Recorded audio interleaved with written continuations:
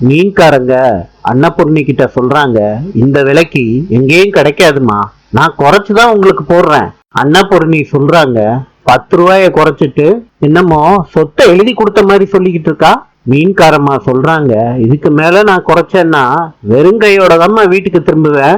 அன்னபூர்ணி சொல்றாங்க, போவ போவ. அன்னபூரணி மீன்காரங்க கிட்ட பேசிக்கிட்டு இருக்கப்ப தேனு வர்றாங்க. தேனை பார்த்து கேக்குறாங்க, என்னடி பாத்திரத்தை எடுத்துட்டு வர்றதுக்கு இவ்வளவு நேரமா? கூடுங்க அக்கா, இந்தாங்க.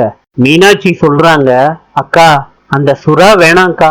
மீன்காரம்மா மீனாட்சிய பாக்குறாங்க. அன்னபூரணி கோவத்தோட மீனாட்சிய பாக்குறாங்க.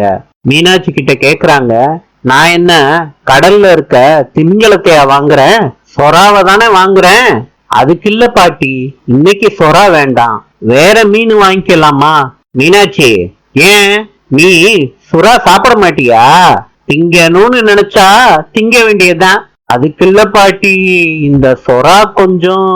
மீன்காரம்மா சொல்றாங்க, சொரா மீனை தூக்கிக்கிட்டு, இந்த மீனுக்கு என்னம்மா குறைச்சலு? கடல்ல இருந்து நேரா உன் வீட்டு வாசலுக்கு தான் கொண்டுட்டு வந்திருக்கேன். அக்கா குறை ஒன்னும் சொல்லல, வேற மீன் இருக்கா? இந்த கெண்டை விரால் அதெல்லாம் இருக்காக்கா? அதெல்லாம் இருக்குமா.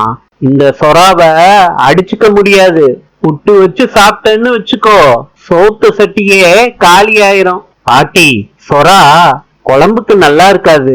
மீனாட்சி, நான் குழம்புக்கு வாங்குறேன்னு உன்கிட்ட சொன்னேனா? என் பேத்திக்காண்டி புட்டு செய்ய போறேன். பாட்டி, அதை விட அந்த மீன் ரொம்ப நல்லா இருக்கும், நல்லா டேஸ்டாவும் இருக்கும்.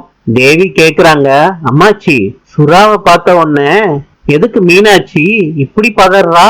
நாளை சந்திப்போம்.